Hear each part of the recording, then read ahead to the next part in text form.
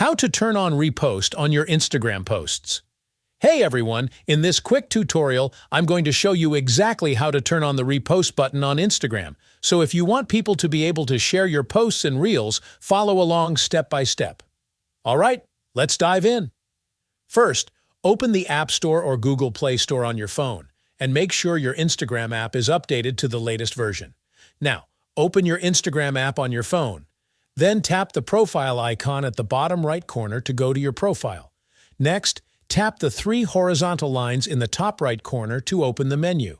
Scroll down until you see the section called How Others Can Interact with You. From there, tap on Sharing and Reuse.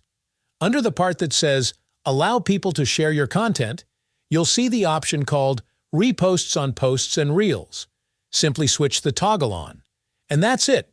Once you've done this, other users will now see the repost icon on your posts and reels, and they'll be able to share your content directly to their own profiles. This is the easiest way to let people reshare your Instagram posts and get more visibility on your content.